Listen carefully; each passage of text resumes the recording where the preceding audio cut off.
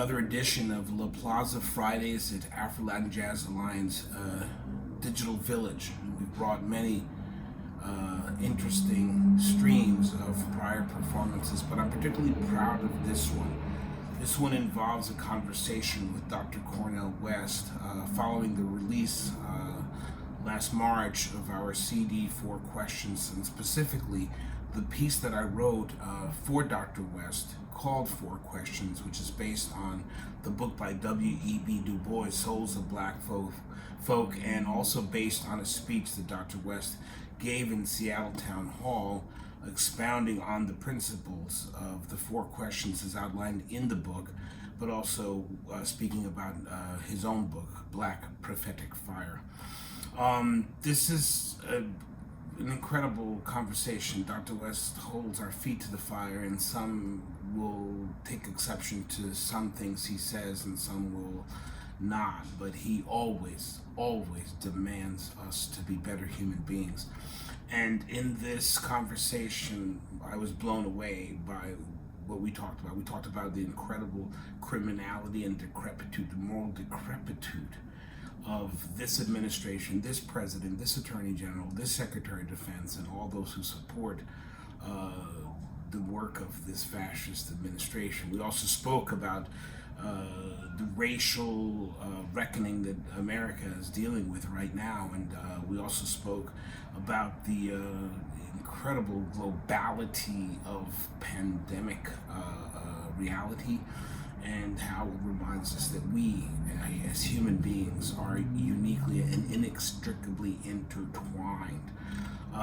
All of these things, of course, has all of us incredibly freaked out. And when I asked Dr. West, how does one deal with this time and place in history, Dr. West blew me away. He said, we are to overcome by overloving.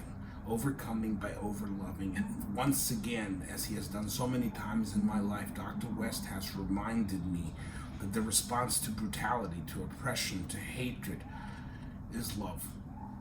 That one holds oneself accountable to what one is and what one does, and one's own actions are measured by what they believe and the convictions that they have.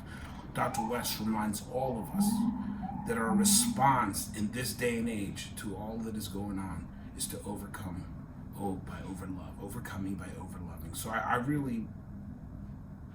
hope you glean as much from this conversation with Dr. West as I did.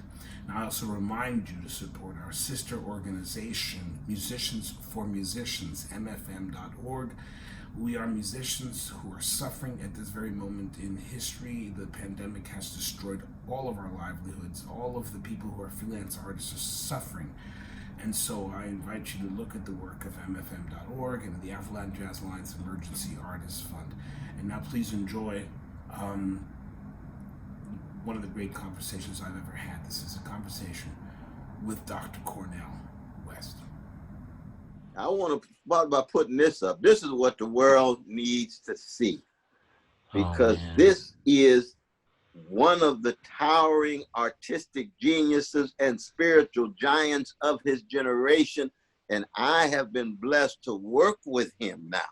It's been over 5 years that we go back. We had the Apollo in 2016, Birdland in January 2017, Bethesda, Maryland, Brooklyn College, on the stage. I mean, we've just been all over. But this is what folk need to see, because we are in such a multi-layered crisis, and we need quality artists and quality music. And that's what you had in the Afro-Latin Jazz Orchestra, the Four Questions. But also a Steel Small Voice Jazz Twins. I mean, we got the whole album, the whole CD, all of the tracks in that regard. And I just want folks to be able to see what it looks like. That's my brother working on the piano with heart, mind, and soul. Yeah, that my wife doesn't like that picture that much, though. Is that right? she thinks I'm in pain in that picture. But you don't understand. The magnificent piano player herself. She said, "Oh Lord, my loved one is in pain. He's in." I said, "Well, that's his monk moment." He's got his monk moment working. Let me tell you something, Cornel. You inspired the greatest work of my life.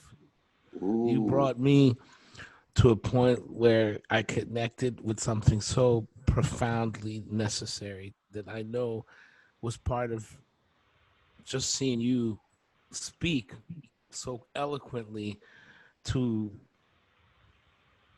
the reality of human suffering and the reality of the inherent situation that we're facing in the United States. And when I saw you speak, I saw that Seattle Town Hall video on YouTube. And then I saw you at the Riverside Church. Yes. Bob Avakian. Yeah. And I had the privilege of marching with you at Union Square, and one of the most profoundly deep moments of my life, besides when I first heard that Seattle Town Hall speech you made, was seeing you speak. I don't know if you remember, you were suffering from a cold or a flu, but when you spoke that night at that police brutality gathering on a church at 86th Street and West End Avenue. I remember that. And you spoke, and I will never forget. I mean, you almost collapsed on stage, as I recall. As I recall, you were not feeling well. That's and true. There was a moment where you were speaking to the brutal murders that were taking place, and that are still taking place. Yeah. And you spoke, and there was so much emotion and power in what you were saying that you nearly fell off the dais. And it reminded me so much of what life is about. And life is about truth telling and being a journalist and speaking to the evil, so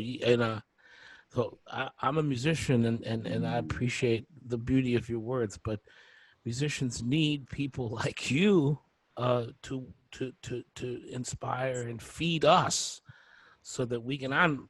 This is a podcast or whatever. I'm telling you from my heart, you changed my world in such a powerful way that I will forever in my life be grateful that God brought you into my path. I just can't thank him enough, and I can't thank you enough for giving voice to something in me that had to be birthed. Well, my brothers, no, I feel that, brother, and I embrace that. The beautiful thing is that once we came together right there in Manhattan School of Music, stole away in one of the rooms, reflected on the music you had written, you started playing on the piano, giving a sense of what it was going to be like. Then we came up with the 4 questions from the great W.B. Du Bois himself. How shall integrity face oppression? What does honesty do in the face of deception? What does decency do in the face of unbelievable lies and mendacity? And then how does courage meet brute force? Wrestling with those, I said to myself, my brother Arturo is on the same vibration as myself. Our souls commune at the deepest level.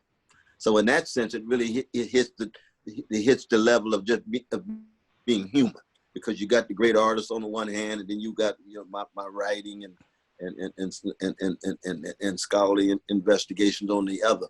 But coming together, your artistic genius lifts me up, and my own gifts tried to go up with you. And it's been just a ride of a lifetime, man. It's the ride of a lifetime. That's why every time we get together, we just know we have a great time. We have a good time. We have fun. We laugh. We cry. We wrestle. We talk about what we've been reading, what we've been listening to, and so forth. And it doesn't get better than that, man. It just doesn't. No, it's really funny. It's funny. I remember being very meticulous in my planning, and being very careful and cautious, and saying, I don't want to upset Dr. West, so I'm going to be really well prepared. And I wrote down every nuance and cadence of your voice, and I sent you a practice tape. Remember that? I sent you a practice tape, and it actually had a sample of your speech. Yes, yes. And it had the sample going up and down in cadence along with the horns. And then I realized, wait a second, that's like telling John Coltrane what notes to play. That's like telling John Coltrane what notes to play. And then the most beautiful, miraculous thing that happened was that you completely improvised and did the thing you do, but somehow in the capturing of the writing of the transcription of the exact note and cadence and rhythm of the speech from 2004, somehow the energy of that moment and the energy of the new moment came together, and I felt like it actually was better. It was better than what I had created. It was better because it came from a new friendship, a new moment, a new experience, and you just, you are the John Coltrane of oratory. Well, brother,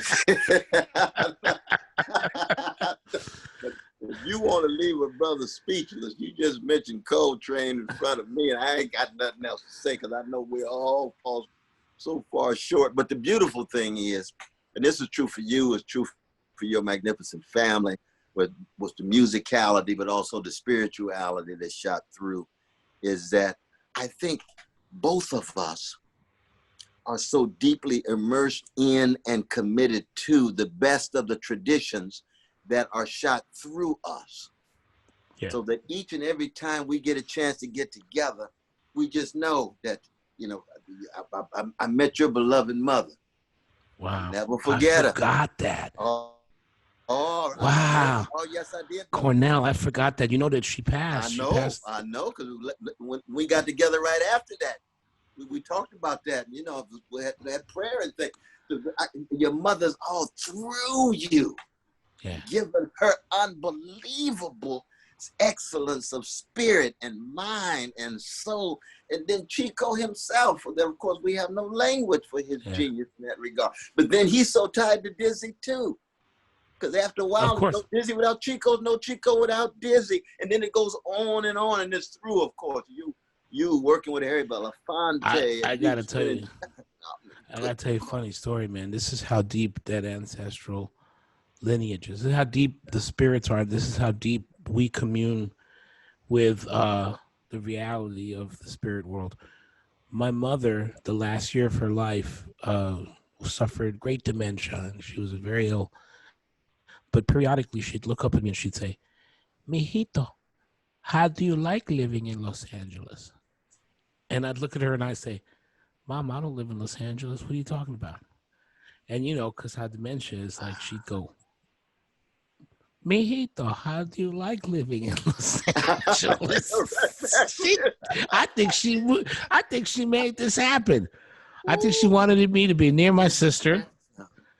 And I think she knew you. See you at UCLA, right? Well, I think she knew you. I think she hugged you from a distance and saw you as if she'd known you her whole life. And that's how she was a witchy woman, man. She had that spirit. She had deep spirit, man. Connection. Like you don't even know how those things are. But I remember when she met you. That was she had that goldenness in her soul, though. You'd been one of the folks that she'd been knowing for years, because she had parties. I never even told you that she used to have these parties with my father, and they'd have Dizzy Gillespie and Mario Balsa and Jerry Mulligan and John Hendricks. These are the people that would go to my house and hang out. Wow, just hanging out. And let me tell you something. They weren't there for Chico. They were there for Lupe's chicken mole. I understand, my brother.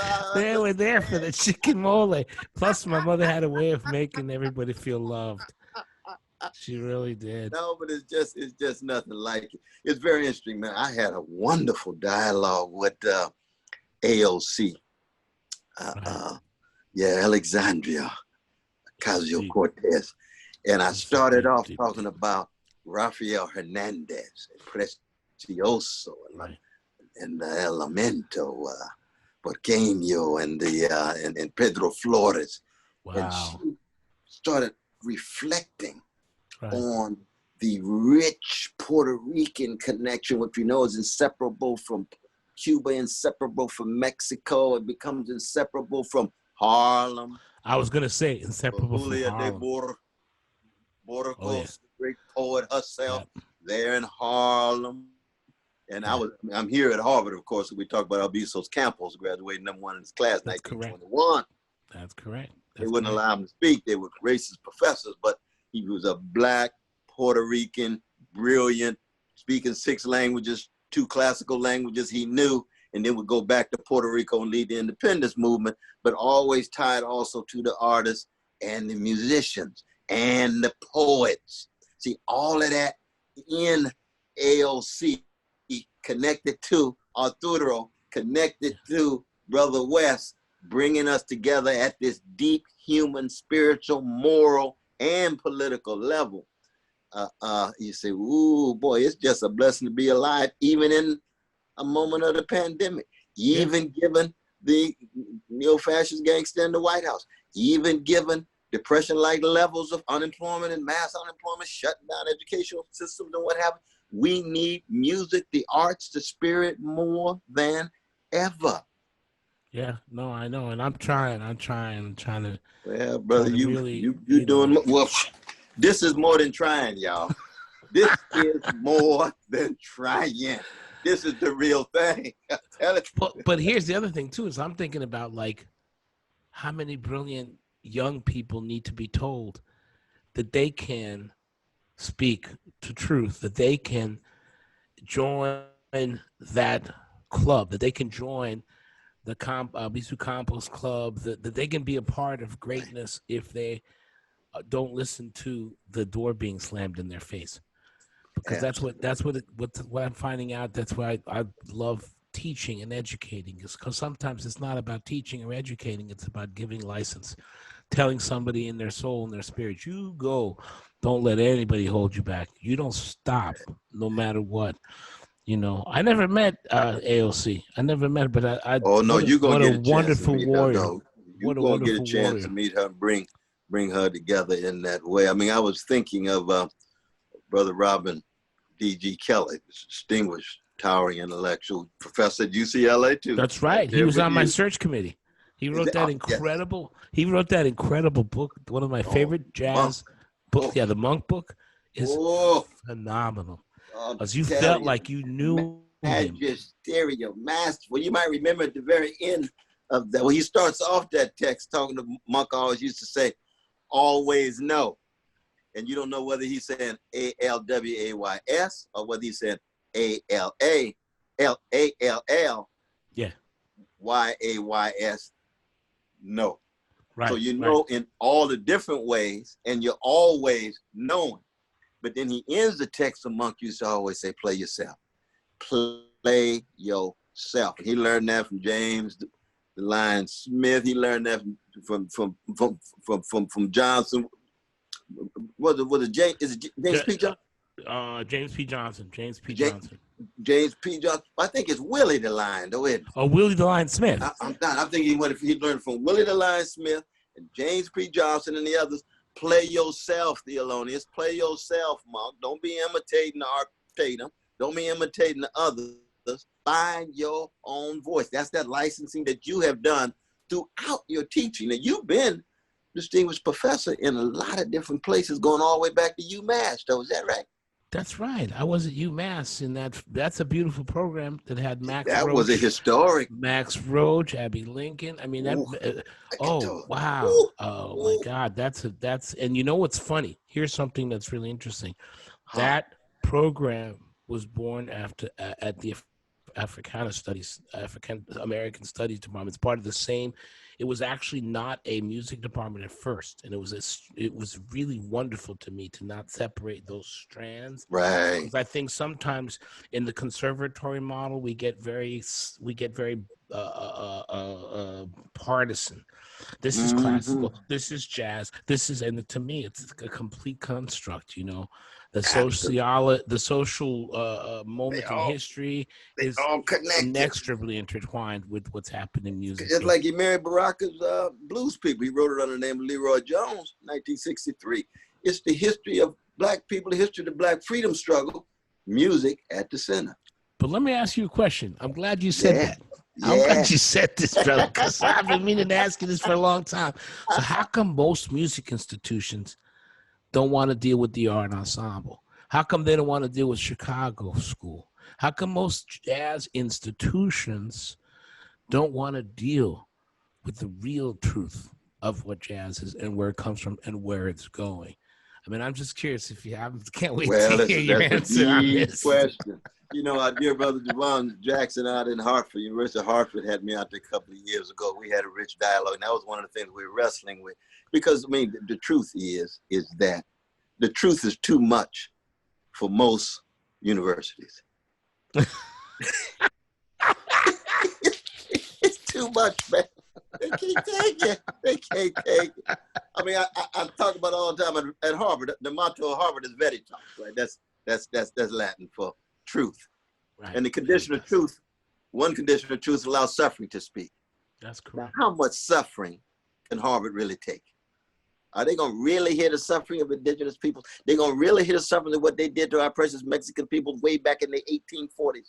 Are they really going to come to terms with Black people suffering for 400? Are they really going to come to terms with what the Jewish folk had to deal with in terms of being spit on and rebuked, even in the United States? We ain't even talking about Germany. Are they really going to come to terms with the Arabs and the Muslims and the Palestinians and the Dalit peoples and the Roman so-called Gypsy and the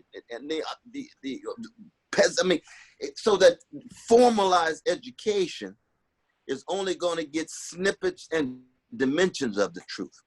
But the thing about the artists, and especially when it comes to Black music, and especially when it comes to some of the most powerful forms of Black music, like what was happening in Chicago with Braxton and others. Ooh, Sun Ra, free jazz, Coltrane, Eric Dalfig. Are they really gonna come to terms with Alice Coltrane's trans-Western, Eastern, informed, Detroit-oriented genius in her music? That's too much for the Academy, man. So that you say to the Academy, okay, we know you're trying. Right. We appreciate the effort. We don't keep pushing you. But we know you're not ready. You're not ready. Oh my God, that's a big struggle, man. I'm telling you, from the world, man. You know this better than anybody else. We, especially in this moment, and we are demanding that the culture of canonization be re-examined so it doesn't reflect strictly Eurocentric values. Not just the culture of music, but the culture of learning. The history and the canon of learning is completely skewed. We see everything as it. We examine, especially in the arts, but in general, in life, in institutional construction and artifice, we look at things as if they were invented by white European males. And unfortunately, India got something to say about that. India was around thousands of years before, prior to the Aztecs, the great notion of Europe itself. No, that's true. And it's so so it's really interesting, because in this moment, in this Black Lives moment, when finally society took notice of the fact that Black young men were being murdered at an alarming rate by a police state. This was an unbelievable moment of reckoning for this nation, because it's been happening. It's been happening. It's been happening. And the moment that we start asking why, we need to look at the very tenets upon which racism is built, and nobody wants to talk about this, but the very idea of racism is born in Eurocentric academia culturalization. In the modern world, that is so very, very true.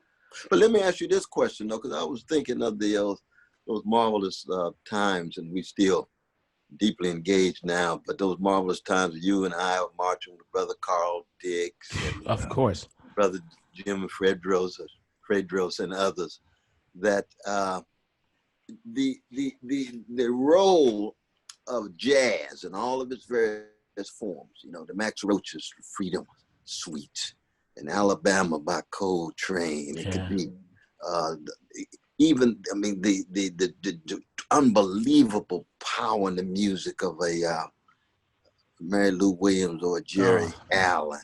Where do you think jazz is now relative to these kind of political issues? I know brother Terrence has been strong on this, and of course I've worked with him. I've been blessed to work with him as well. But you have to acknowledge that, you know, you right there on the border, making an album on the border to make sure that our precious Mexican brothers and sisters are not being violated, mistreated, and demeaned and devalued.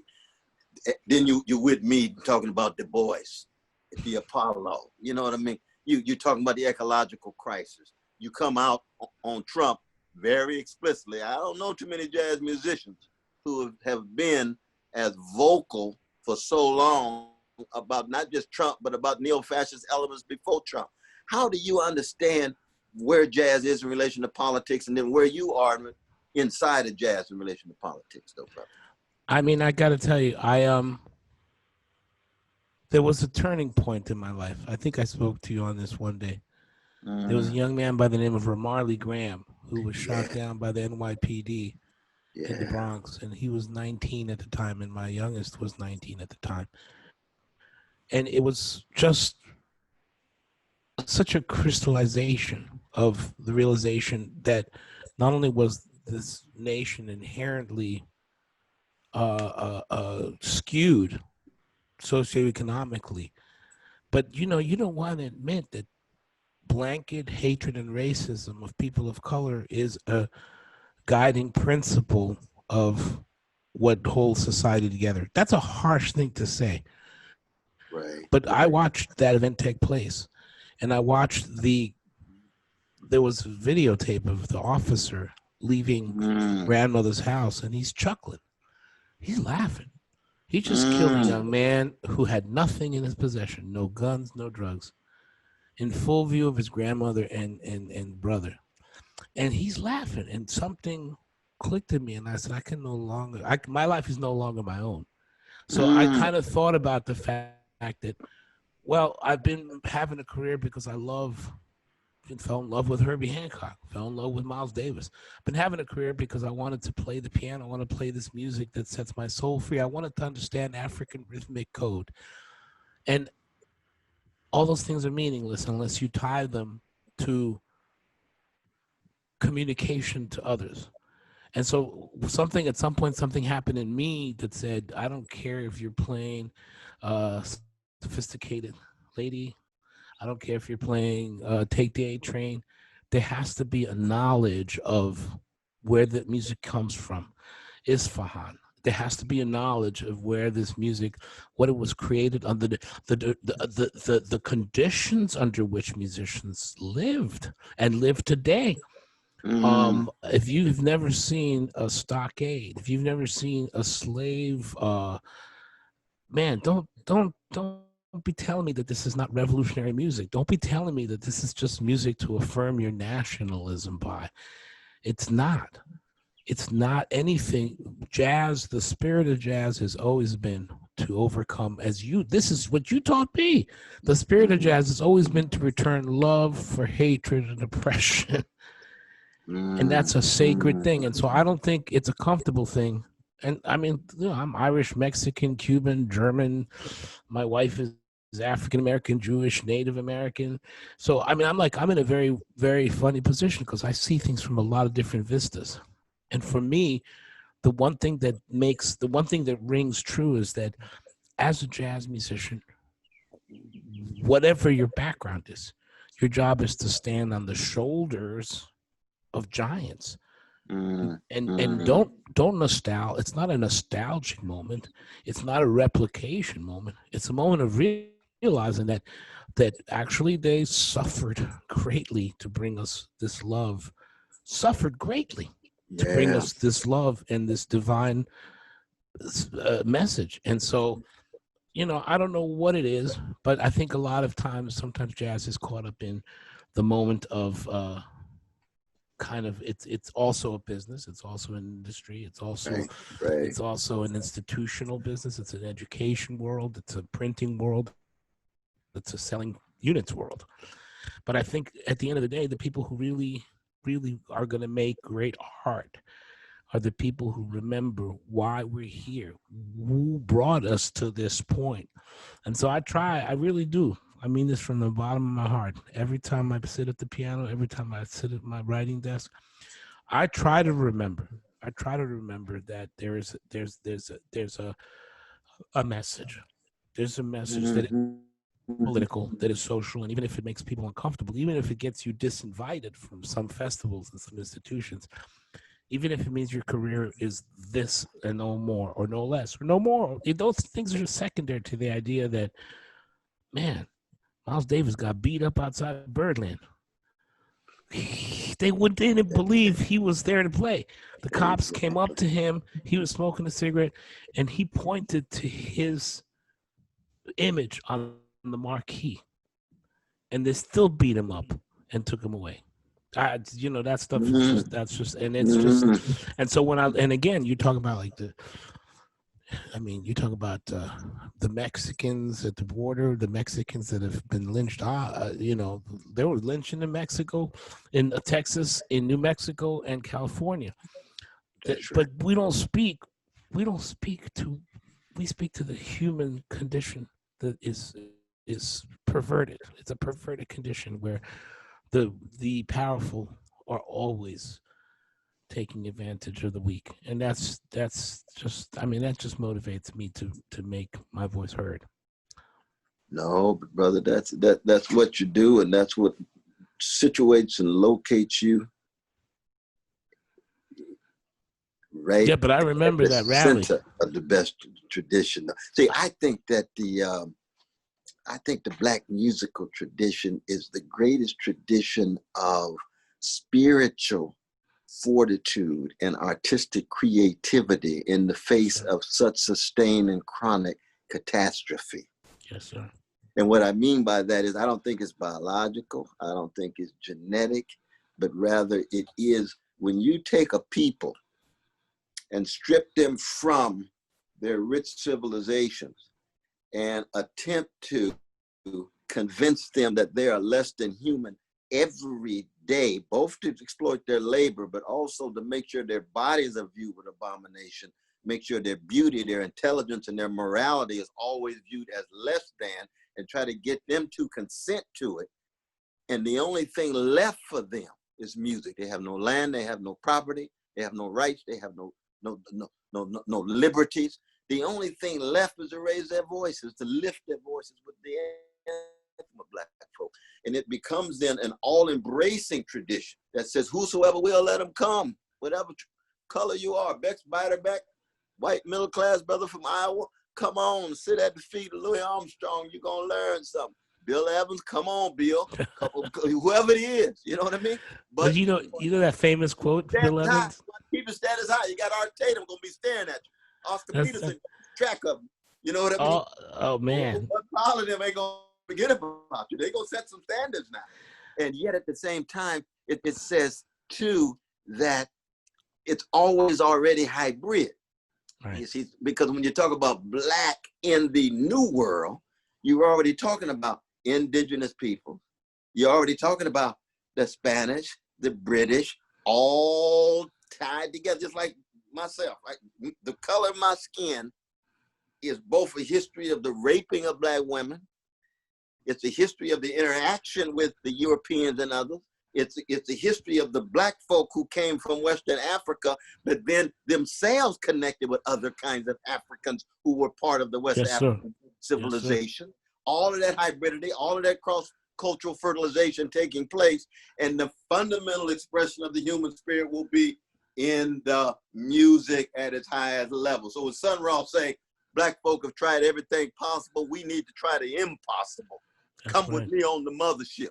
And that's before George Clinton. That's before Bootsy. That's before Betty Davis, the wife of Miles Davis, who was the funk master in her own way, right? Coming out of Sun Ra, man. Sun Ra. Sun Ra gonna say, hey, you're this genius from Alabama.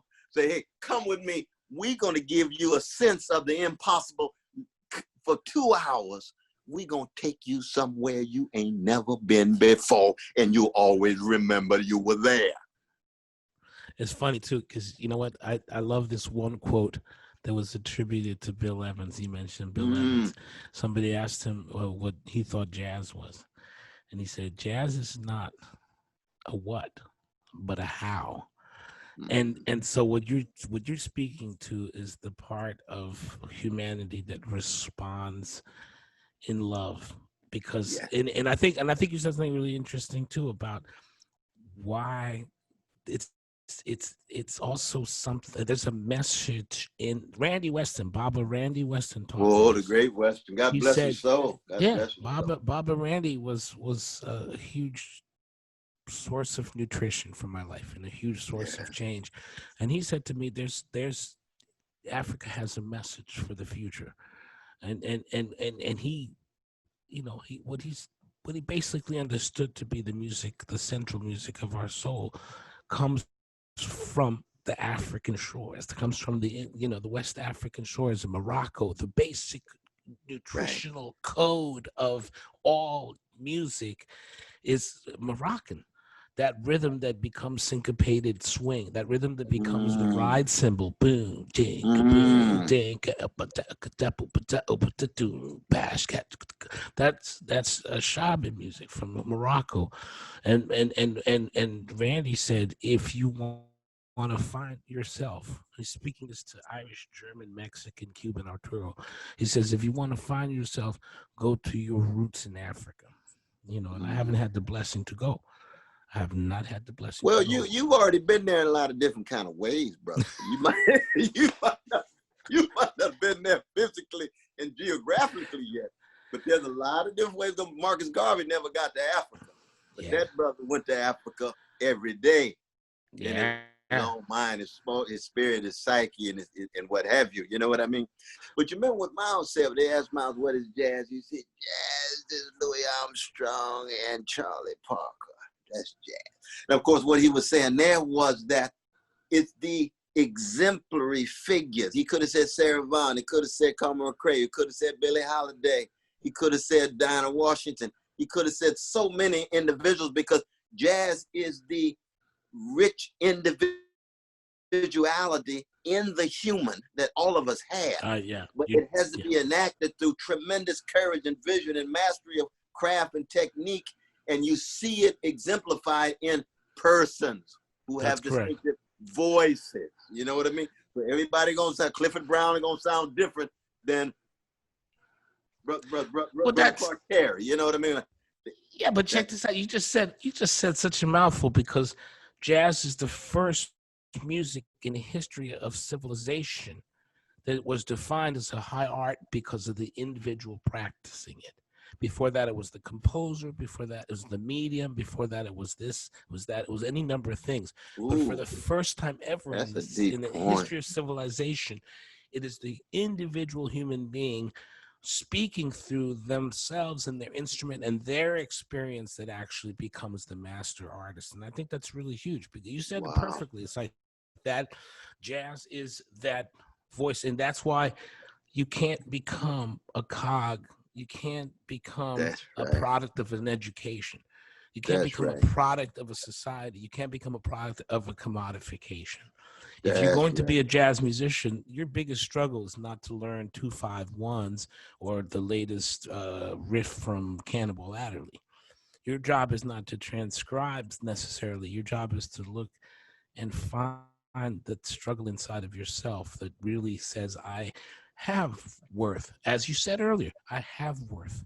I don't take my worth from your definition of myself. I have worth, and I deserve. No, not deserve. I have worth, but I have the privilege of establishing that worth in and of myself, not because you define me. And I think that's a struggle that's where the struggle becomes global and human. That's where it becomes. Absolutely. And the oppressed people of the African race are the people that have shown us that lesson most clearly, because everything that white European, American, colonialist, imperialistic empires tried to do was stamp that individually out of the individual. And that's why jazz to me is, I'm telling you, I ever tell you how I became a jazz musician? No. I was a good little boy, man. I was Chico Farrell's son. I was practicing Bach and Beethoven and Mozart. And my mother and father, I listened to Elton John on the radio. Was I just doing what I was told? Well, you had gone to Manhattan School of Music. I was going, but this was before Manhattan. Well, this and before. Okay. My mother and father had a lock and key on their record collection. Ooh, interesting. My mother and father had a lock and key on their record collection. And I was, the best way to get a kid to break into anything is to put a lock and key on it. Put a lock on it. So one day they were out, and I snuck into the living room, and I picked that lock apart. And I just took the first record out, and then Miles Davis was on the cover. Ooh. And Miles Davis had this look on his face like I couldn't figure it out. There was so much, his face was just this impenetrable statue of meaning and purpose. Like I saw purpose in that face. Right. And I put on 7 Steps to Heaven. Ooh. 7 Steps to Heaven with George Coleman and Herbie and Ron and Tony. And the first solo out of the gate is George Coleman, I think. And when he started to play, man, I literally found my center. I said, this is, I was almost like the skies opened up and the angels spoke to me and the light shone down. I had a literal epiphany. Wow. Now, how old were you though, brother? I think I was 10, 11. Oh, you that young? Like that. Yeah. And I said to myself, and literally, I don't remember the words I used, but what I came up with was, if you can learn to play music like this, you will be free. So I literally, and it had, it had nothing to do with girls or drugs or getting famous or winning awards. It had to do with, if you can play music like this, you will be free. Now, that's a heavy lesson. That is profound, though. But it doesn't get that much better in the short time we have between womb and tomb, though, man. Yeah. That at the very core of our mortality is this sense of trying to somehow respond to our call for help, because we all have a death sentence in space and time. And we wonder why it is that we've been thrown into this space and time. And did we do something that warrant this suffering that's coming our way? Or how do you make sense of all of the overwhelming misery in the world, and also the joy that you, what are the structures of feeling and value that generate any sense of mission and purpose in the world? And you say, well, the freedom becomes, it's going to be as much in the process as it's going to be in the product. It's going to be as much in how you go about it, back to Bill Evans, as opposed to where you actually end up in your destination. And once you accept that, then that's where the love is. Radical love and freedom, radical freedom in love, because first you got to learn how to be invincible and vulnerable. So you play the piano and you start listening to Art Tatum and you say, I'm humbled for life. Oh, yeah. I'm humbled for life. But I want to be the greatest pianist. Monk used to say, I want to be the greatest musician who ever lived. Then he listened to Art Tatum. He said, but I'm going to start imitating Art Tatum to see how I learned how to play the piano. So you got that vulnerability, invincibility, and humility, but then your tenacity sets in. See? Oh yes, you become a warrior of the spirit. See? I always look at life as Art Tatum and everything else afterwards. And it's funny because it doesn't say God just walked in. Art Tatum. That's right, and it's one of those things where it's one of the things where you can't look at Art Tatum and go, wow, I wish I could do that, because in 1,000 lifetimes you'll never be able to. You just never, exactly. You're gonna be humble for life, man. But that's the coolness of it. That's the beauty of it, and that's the beauty of Monk, because somewhere between Monk and Tatum is the meeting place of the two. Somewhere between prodigious pyrotechnical genius and sheer poetic inspiration is always a huge playing field. Yeah. And so you don't have to feel like I'm never going to be as deep as Monk, or I'm never going to be as great as Tatum. You have to go, wow, those guys set a huge, huge playground for me to play in. That's a huge sandbox. Right. You know, I don't need to fight anybody else to find my place in the sandbox. Ooh, because it's huge. That's crucial. That's crucial. Huge. You know, So all the little petty competition, you can push it aside and see, let's find out what's inside of you. Play yourself, as Monk used. That's right. And you know, and people do that though. People get very territorial and competitive. No, because the human beings are going to be human beings. I mean, when the freedom that you talked about at 10 years old is always going to be over against a whole lot of mess. It's going to be over against domination, oppression, envy, resentment, insecurity, anxiety, fears, all the things that go into what it is to be human when you look at our history. But all of that still doesn't fully exhaust that quest for freedom that you experienced when you heard Miles's group, you see. Well, that's true. I mean, it's true for Beethoven. It's true for Mozart. You know, it's true for Aretha. It's true for Celia Cruz. It's true for Tito Puente. I mean, it's a human thing. But in the United States, in the U.S. empire, ooh, you better go on back to some Robert Johnson. You better go on back to some Maura Rainey gonna tell you about how Black Bottom and gonna talk you some Prove It To Me blues. Right. Ooh, that might be a little bit too funky for me. Then get on out of here. Then you're not ready. Right. You're not Exactly. You conformist still. You know, exactly. We're looking for folks who willing to let it out, give, empty, donate yourself. Lord, it takes a lot of courage to do that. There's a lot of funk in there, man. It's funky, man. I love what you say about when you become worm food, man. If you don't see that, you lost, man. You know, we all gonna become worm food. That's what's going on here. I'm telling you that right now. Anytime we get a chance to get together, which we did on this record, all of what we're talking about is overflowing. Remember Larry Graham used to talk about in Slide in the Family songs, a song called Sing a Simple Song. Sing a Simple Song. Yeah. And he's, I'm loving, over loving. I see, that's a deep formulation, man. Yeah. Because it's not just love, you over loving. You see, that love is so overflowing. It's like the caravan of love of the Isley brothers, or the love train of the OJs. It's over loving. Even though folk are over hating, you over loving. Not just to be coming back, because that's the way you choose to be in the world. With style, that's a hard lesson, Dr. West. And a smile and a grin. That's how I choose to be. Gone with your petty hatred. Gone with your white supremacist lies. Gone with all of these your subservience to the idols of the world. Hey, right. I'm Jimmy Jones. You dig? I'm Sally Mae Smith. You know what I mean? I'm Juanita Rodriguez. Hey, what you gonna do with that? That's right, brother. That's right. Larry Graham. Larry Graham is a school. Oh man, Larry's something else, man. He's underrated. So sly. No, not to Marcus Miller. He ain't underrated. Well, no, that's true. That's true. But even his relation to Prince, you know, I used to go spend the time with Prince at Paisley Park, and we traveled all over to Montreux and so forth. And Larry was always with him. They were like white on rice, like wet on water, man. True stories, man. True stories, man. I used to play in this club called Nell's on 14th Street.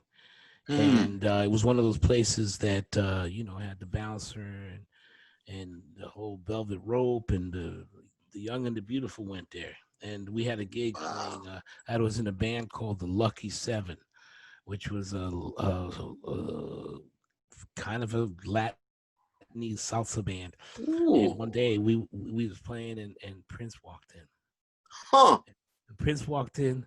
I'll never forget this as long as I live. He was like mad cool, bro. He had a posse, and he had beautiful ladies, beautiful men. And he walked in with like 20, 30 people, and he went and he sat in the corner. Check this out, bro. He went and sat in the corner, and he listened. He sat there like this, listening to the music. He had a drink, and he didn't say a word. He just sat there listening. And all his people were respectful and just no vibe. They just were grooving on the music. Mm. Same club, another time period. The Donald walked in. Mm. The Donald Mm. walked in, and he had a posse, long, tall people, big, huge men, and they came in and they were screaming and yelling, and we couldn't play. And it was Wow. grandstanding and Wow. casting vibes. And I was young. We had no idea. I mean, I knew who Prince was, but we had no idea who he was going to become. But what I learned was that message is so beautiful, that quietude, that Yeah. respect, Yeah. and that Yeah. beauty was. So when Prince walked in the club, you knew it That's right. That's right. because of the quietude. That's You knew it because of the dignity and the elegance. Absolutely. You didn't have to come in with 6 goons and screaming and yelling and flashing money. You didn't have to do that. And that was a lesson that always struck me, that you can be gentle. And, apparently I never met Prince, but he didn't do a lot of yelling. Oh, no. Nobody ever saw him sleep, man. I'd be on the plane with Prince all night. I try to steal away for 2 hours just to get a nap. And he's still up there just writing lyrics and stuff. Yeah, that's beautiful. I say, brother, you got to get sleep some way. When it comes, my brother. When it comes, it comes. It's like that sense of calling, vocation, mission, purpose. Mindfulness, concentration, single-mindedness, but most importantly, self-confidence. Yeah. Inner security. Even as you're restless, you Right. still have a security in yourself. And yet you're incomplete. You're unfinished. Right. You're still trying to get up to be as good as and the best that you can be. And for him, the best in the world. Just like Muhammad Ali or anybody else. Fred Astaire was like that in dancing. I'm going to learn from the Nicholas brothers. I'm going to learn from Bojangles. I want to be the deepest dancer ever. So Michael Jackson coming along, he's going to study Fred Astaire, but he's going to start off with James Brown. Yeah. James coming out of Gary, Indiana. Hey, man. Urban space. You see James Brown going to be the model, but then he said, wait, but shoot, I want all these different kind of folk who can move their feet in a rhythmic way in such a way to touch the soul of other folk. And then Savion Glover, oh Lord, have mercy. You talking about genius. Yeah. Artistic genius in that brother, man. But he understands the same thing from Gregory Hines and the others, Sammy Davis and others. All part of the same tradition. There was a Radcliffe artist in residence who I had the privilege of working with for a week at the Joyce and have shared many a platform with. Did you get to meet Ayodele Cassell? No. Oh, okay. All right. No. I got a surprise for you. Ayodele Cassell is a young black Afro-Latina from Puerto Rico who was in Savion's show. She was in Savion's show. Really? And she was an artist in residence at Radcliffe, and she's been around, but she's one of the most unbelievably gifted, like you, gifted jazz musicians I've ever met. But she don't play the saxophone. She dances. Yes. And it's amazing to me because meeting somebody like you and meeting somebody like Ayodele is realizing that being a great jazz musician doesn't have anything to do with playing an instrument. It has to do with understanding that you are that individual that has overcome, and not only that, but that you have created that vehicle that you ride. You're not, you know what I'm saying? Like you're an intellect. You're a professor of divinity, and I mean the learnedness of a Cornel West is staggering to me. I mean you probably read 3 books a day, man, and then write 3 more. Well, no. I can't even begin to think of what it's like to live in your mind. The mind of the I'm intellect. listening to Curtis Mayfield at least a half hour a day, and then stealing away to reading a little Kafka, Shakespeare, Kafka, Dostoevsky. Man, I know what you hang out. You hang out with them Russian brothers. I know that. Prince Mishkin, bro. I thought those were all adventure stories, man. I realized it was so deep. But that's the thing, is like the spirit of jazz, the spirit of improv, the spirit of listening deeply to the ancestor's voice in your blood, in your heart, in your soul, and speaking forth truth based on, I mean it with all my heart. Somehow that is what defines a real jazz man. Listening deeply to the voice inside of you. Yeah, see, that's so important. The faculty of receptivity, to cultivate something inside of us that allows us to listen in a certain kind of way. Because I mean, art is always trying to get us to see things other people don't see, and feel things more deeply than other people feel, and then to more courageously love and serve and act, but also to be able to listen to things other people don't really listen to. You see what I mean? And listen to things people think are beyond listening. You know, people used to say, well, you know, talent is being able to hit the bullseye every time, and genius is the ability to hit the bullseye nobody else can see. Well, in a way, too, that means you got to be able to hear some things other people are not hearing. So you then take it in and transfigure it through your creativity and suffering and talent to give the world something that's new. That's original. So beautiful, man. This is what we tell the young brothers and sisters all the time. Be originals. You know, don't be no copy. Everybody's an echo rather than a voice. You see, you can be successful in the world by being an echo, but you're not going to be great because you're going to define your sense of who you are and be an original. And all of the figures we talked about. We could talk about Donny Hathaway. We could talk about Barry White. Yeah. You know, we could talk about Reggie Calloway and Teddy Pendergrass and so forth. They were originals in their own distinctive ways. Gladys Knight, Phyllis Hyman. And so we haven't even got into the Delphonics Dramatics and the Whispers and the Main Ingredient, Enchantment, and wow. You know, smooth. How about the Manhattans? The Manhattans with Nobody talks about the Manhattans, man. Oh, I'm losing you.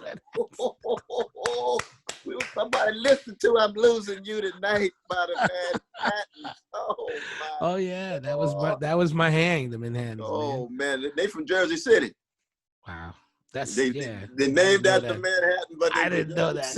Oh yeah, they right across the river. But I bet they weren't part of the Bridge and Tunnel crowd, man. They had their own. Yeah, no, they had their own thing, no brother. They had their own. But it was interesting. I was listening to Russell Tompkins Jr. the other night, man. He was reflecting, his lead singer stylist. He was talking about what Eddie Hendrix meant to him and what Eddie Holman really meant to him in terms of the falsetto sound, you see. Yeah. And how he was able to listen to every song, every note, and then take it in his own way with Tom Bell and Linda Creed and the others as the composers, and just present something that was brand new. It's brand new. And that's the story of all the great artists, including yourself, my brother.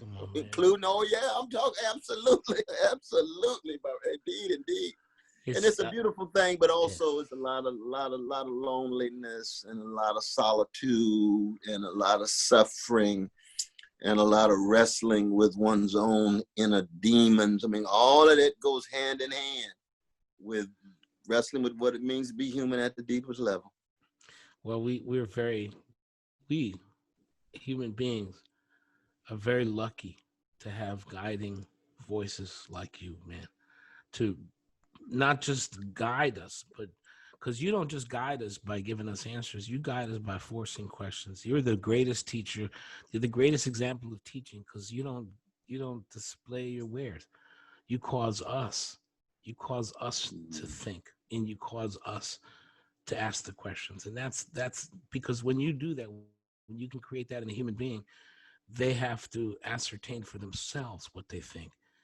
And so you're the greatest example of teaching, because you give us the thirst and the hunger to know what we want, to know what we are, to know where we come from, to know where we're going. So our lives are infinitely richer because of folks like yourself, Cornel. Well, I think in both of our cases, we have just been so blessed that has such magnificent parents. You know, we Yes, are who sir. we are because somebody loved us, our mothers, our fathers, our grandparents, our aunts and uncles and others. And you think about our dear brother, George Floyd Jr., Yeah, when he was being lynched and he called for his mother, that's right. called for his mama. She's already Yeah, made her way, but he's calling for her mother. You see, that is the deepest, most profound desire, to be able to have a home-like space in a homeless world. And his mother allowed him to feel safe and loved and affirmed in that way. that's heavy. Overcome by overloving. And when Yeah. you're overcome by overloving, then what is inside of you is a fire that the world can't ever put out. That's And in correct. fact, at the deepest level, the world can't even harm you. You could be a political prisoner, like my dear brother H. Rap Brown right now in Arizona. I just wrote a piece in his latest book. Been in prison for 40. Mumi Abu Jamal, who we spend much time supporting. You see, that there's a sense in which those brothers are two of the freest brothers in the American empire, and yet both of them incarcerated because he got something that the world can't take away from him. They got the memories, they got a joy. Now, brother, now Imam, my dear brother, Imam Al-Hameen, I mean, he's a Muslim brother, so he's got a religious faith. Now, Mumi Abdul Jamal, of course, is a very profoundly spiritual brother, towering figure, but he's not religious the way Imam Al-Hameen is. You see, Jamil Abdullah Al-Hameen. But both of them have something the world can't take away. But that's at the center of music and at the center of the jazz tradition. Because once you have that experience of freedom and the foretaste of what an alternative reality is in light of the nightmares reality that you're going to have to come to terms with in your life, you never, ever want anybody to think they can take it away, no matter what, you see. Yeah. And that is one of the greatest experiences of any of us in space and time, you know? Yeah. It really is. At times you glimpse that, you see that. I mean, I know that when we are doing what we're supposed to be doing, we are in the center of that will. You can glimpse that, and it's sometimes it's enough to get you, like you said, through those moments of doubt and weakness and struggling with your demons and you know, and the vicissitudes of a day-to-day assault on your coming humanity. at your tooth and nail. I'm telling you. That's why I tell the young folk all the time. They say, stay woke, stay woke. I say, well, wait a minute now. You stay woke, you're going to suffer from amnesia. No, and insomnia. You're going to have to think. You're going to have to learn how to see and feel and love and be a long distance runner, which means you got to stay fortified. That's a little different than staying woke. You see, woke is the moment in your project of being fortified, you see. Yeah, yeah. And because you can wake up too quick and be so completely overwhelmed that you want to get back in your mama's womb again. Right, right. You can wake up and look around and see the nightmare and be paralyzed and be despairing and be despondent and be paralyzed by a certain kind of pessimism. I'm not against pessimism per se, because pessimism has certain truths in it. You just don't want the conclusion of pessimism to ever be cowardliness, to refuse to fight, to sell out, sell your soul for a mess of pottage, which is very popular these days because everybody's for sale and everything's for sale. So you got a whole lot of sellouts out there, or they cave in. So nothing wrong. I'm pessimistic. That's fine. You got a sense of reality. Now, how strong is your fight? Where's your bounce back? I want to know what your bounce back is. Right there. I think some people are happy in their darkness too. I think some people love to watch the news and see the continuing onslaught, and that's the language they know. It's safer to be distressed and safer to be angry and safer to be hopeless than to actually, as you say, fortify yourself. It's safer certainly than to challenge yourself to action. God, Because that's you can so just true.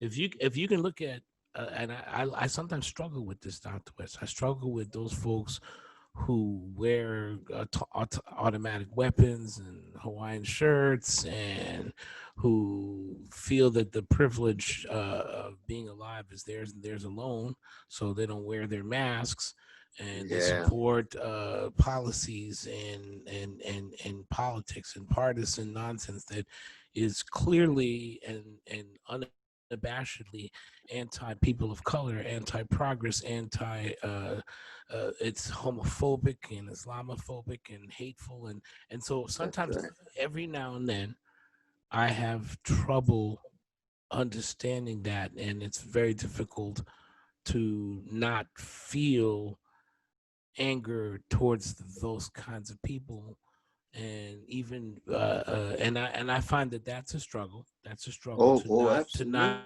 absolutely. yield to the part of you that would wish any kind of harm on any human being at all, because then you've given in to the demonic lie that hatred fights hatred, and Absolutely. that's such a, Absolutely. and so the thing is, I think that sometimes people get stuck in that anger, they get stuck in that dimension of fear and hatred and anger, and even they might be liberal or Well, it whatever. cuts across political Yeah. ideological lines. I mean, the fascism, of course, in its organized form, is the most ugly and vicious. But I think there's a tendency in all human beings not to want to linger too long in the dark corners of their own soul. And some who do discover the dark corner of their own soul, they can become too obsessed with it. My brother, Cliff West, one of the deepest people I've ever known. I've been trying to catch up with him for a long time. But people who get addicted to a certain kind of grimness, they get addicted to a certain kind of misery, so that they can't break the back of that kind of addiction, just like somebody addicted in the crack house, addicted to alcoholism or whatever, you see. Mm-hmm. And so on the one hand, you've got the dominant orientation in America, which is psychic regeneration through violence and conquest. That's how they conquered the nation. The dominant myth of the nation is the frontier. And the frontier is so-called civilized, so-called savages, and the civilized get psychic and moral regeneration through subordinating dispossession of land of precious indigenous peoples or Mexican peoples, whoever's land they own. They've got to take it, you see. And they feel good about that. Wave the flag. And so white supremacy is rooted in that. Right. Male supremacy is Absolutely. rooted in that. Transphobia, homophobia is rooted in that. Yes, sir. Trashing Arabs and Jews and Palestinians and Dalits and Roma, rooted in that. But then on the other hand, it's easy to fall into a self-righteousness when you think you woke. Right. And that can become dogmatic too. So you're still not jazz-like. You're going to still play in the military band rather than in Duke Ellington or Count Basie's band, where you got to raise your voice, not just play the notes that's on the page all the time, see? And so part of, I think, what jazz at its highest level was maturity. And actually, Brother Winton speaks about this with great insight, that it's about how do you become a mature human being that does not fall into any kind of orthodoxy, but still preserve your creativity and compassion. And then the willingness to be really risk driven. You got to be willing to take a risk. Yeah. Oh, that's a hard thing. Step out on nothing and land on something. You see, that's a different way of being in the world. And a lot of people hold on for safety, holding on to their idols, holding on to their commodities, holding on to their possessions, holding on to their skin color, holding on to their status, holding on to their neighborhood, all the little petty things of the world that tells you these are the sources of safety for your trek from womb to tomb. And then you grab them and you discover, lo and behold, they empty. They vacuum. It's funny, man. That's deep. Orthodoxy is that's a heavy concept, man. The idea of It's a knowing. deep thing. I think to me it sounds like know thyself. To thyself be true. Be true. And the unexamined life is not worth living. That's it. That's Socrates. So Shakespeare and Socrates dipped in Cuba and dipped in the U.S. context, and it connects with all of the African wisdom that the great Maulana Karanga been teaching us all these years, and Haki Mahabuti and others teaching us all these years. The bridges that connect the human, beginning in Africa, and its relation to all the other civilizations. And then here we are in the Roman Empire with the thing about the collapse, ecological catastrophe. While Nero fiddles, man. Nero fiddles on the Titanic with Eric and Ahab. Doing it right now. Driver's seat, like Melville, Moby Dick. You got Ahab driving the Titanic. Oh, I'm telling you, man. Somebody sing a song. On some level, man, you look at it and you can't help but like, wow, if it weren't so tragic, it would almost be entertaining, but it can never be entertaining because that means you bought into it. That's true. But if you look at it, it's just, wow, you can't imagine that it could have been this farcical, that you could not imagine there would be this unrelenting, macabre reality that gets played out every day. Every day. And then for Black people, though, in the history of America, when you got 244 years of the most barbaric slavery of modern times, and then another 100 years of neo-slavery, and then now the last 40 years of the new Jim Crow, with some spaces for the Black middle classes, but other than that, Black folk catching hell. America's always been a kind of Titanic. Yeah. It really has been. So the question becomes, okay, now you're on this Titanic. Now let's see how deep we're gonna love. Let's see how we're gonna laugh. Let's see how we're gonna learn how to be ourselves. You see, and it's like, okay, now Blind Lemon Jefferson, play your song, brother. Let's hear what it sounds like. Aretha, let's hear what's on the inside of you. You see to me, and somehow we'll muster, overcoming through overloving. We're gonna muster the power. Wonderful phrase by August Wilson. He said, music is the spiritual fist of Black people. Mm-hmm. Mm-hmm. It's the spiritual fist in a war. How we gonna start swinging? It don't mean a thing if we ain't got that swing. I was waiting for that. Don't mean a thing if it ain't got that sting. That swing. What kind of music, spiritual fist you gonna have? That's why the contemporary situation with the dumbing down of so much of the music of the young Black folk and young people around the world, it's a form of warfare against young people's souls. Are you talking about auto-tune? You talking about auto-tune, all the different, I'm talking about the industry, you're right, but the industry, the recording industry, the live industry. I mean, just disconnect them from the greatness, disconnect the young folk from the greatness of their own tradition and the greatness of their ancestors, the greatness of the ones who came before. You know what I mean? It's like, oh, you're going to try to fight, but you got both of your fists behind you, and you're going to just swing with your shoulders. No, you got to learn how to be swinging. You see, that's what Coltrane's teaching you. That's exactly what Duke and them teaching you. That's what the miracles, that's what the Delphonics and the dramatics teaching us. You see, how we going to spiritually swing so that our fists are strong enough to sustain us. It's never been strong enough to fundamentally transform American empire. Right. No. Well, that's not. Yeah. You know, because then there's Kendrick Lamar. Oh, brother Kendrick. Oh, and Kamari Washington and the younger generation. They still coming now. They're not. I don't see on any auto tune happening there. I don't see music by machine, music by formula ain't happening there. Right. None of just the same old loops and things. Erykah Badu and Jill Scott. And, I mean, we've got some exemplars, but it is a very, in some ways, it's a sad situation in terms of how long will we have to suffer and acknowledge our relative defeat, even though our spirits are defeatless. Right. You see. Well, see, nothing can defeat our spirits, but we must acknowledge that when the masses of Black people, the masses of poor people, and others live lives of oppression, that we're not winning. it's funny because We're moving, but not winning. It's funny because in this, I always, maybe I'm wrong because I'm not an intellect like you, but man, sometimes I feel like the effects of profound societal change don't flower right away. That's right. I'm looking at music now and I'm going, where are musicians and where they at with this? So I'm not thinking, yeah, okay. I want to know what happens 2 years from now, 3 years from now. I want to know whose lives are challenged, and right now it's such a.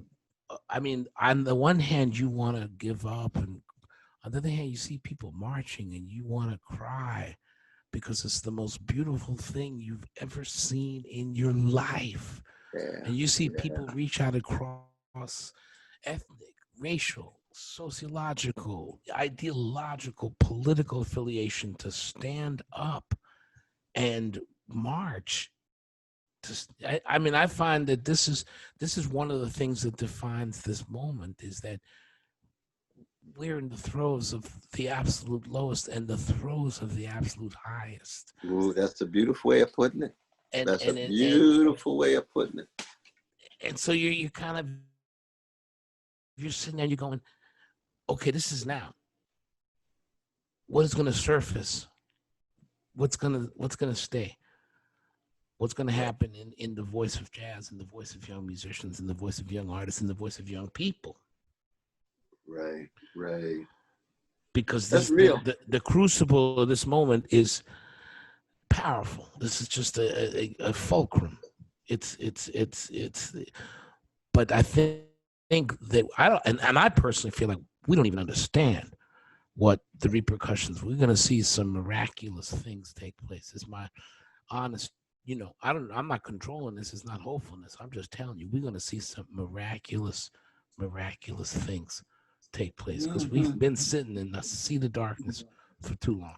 For much too long. Like you saying, we're seeing it already, on the streets, not just on the streets, but the kind of organizing that's taking place, coordinating, the wonderful multiracial solidarity that's different than this talk about white fragility. No, we're talking about integrity. We're talking about solidarity, people coming together no matter what color, no matter what sexual orientation, no matter what national identity, because they're concerned about truth, they're concerned about justice. Yes, but it's inside of all of us too. It's like inside Tupac. You got the thug, you got the revolutionary. Right. You say you got certain orientations to dominate, orientations to serve and sacrifice. What did they say? But what did they say about what they say about Jesus? Jesus didn't love the sin, but he loved the sinner. That's exactly right. That's true. When he ran those mother huckers out of the temple, first thing he did when he got to Jerusalem, right? He went straight to the temple. And what was that temple? What did that represent? Wall Street, White House, the Pentagon, State Department, Harvard, Yale, Princeton, Hollywood, all of it. That's what was in the temple. Yeah. He saw greed. He saw obsession with status.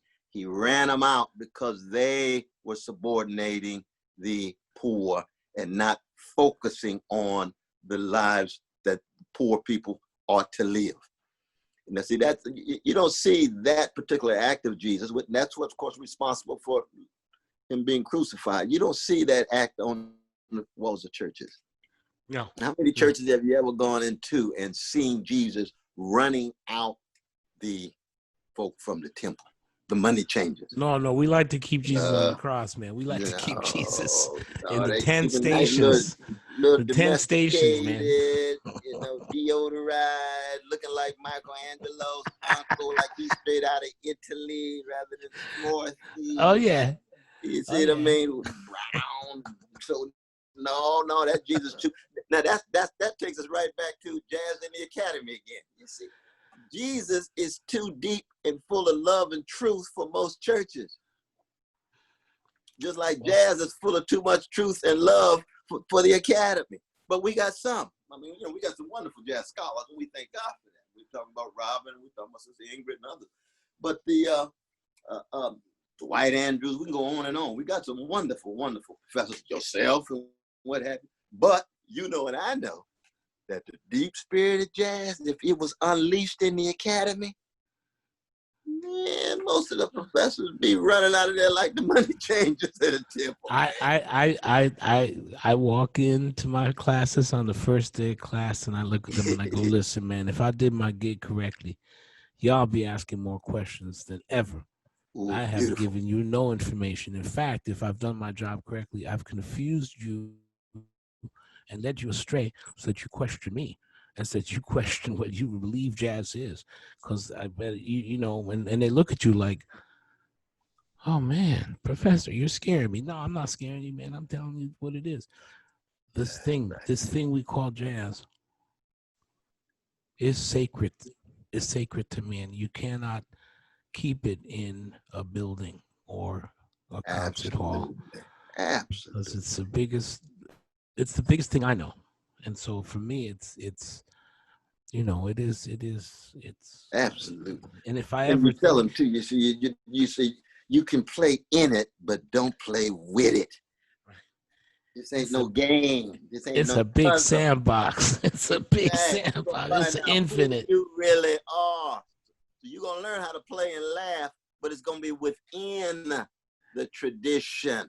You see, but if you just from the outside trying to manipulate it to make sure your career is such that people think you X and Y, then no, you need to go to the marketplace and just stay there. Jazz is deeper than the marketplace. It's got to go through the marketplace. Jazz musicians need to eat and so forth and so on, but they don't stay there. They in it, but not of it. They working through it because something bigger than them. See, and that's what goes back to Miles talking about Louis Armstrong and Charlie Parker. Because both of them did what? They gave every fiber of their being and all of their genius and laughter and all of their faults and foibles to something bigger than them. What came through their horns. Came through their horns, you know, in relation to the other horn players and singers and audience whose lives can actually become jazz-like if they have the courage to do it. Absolutely. Yeah. Yes, sir. Yes, sir.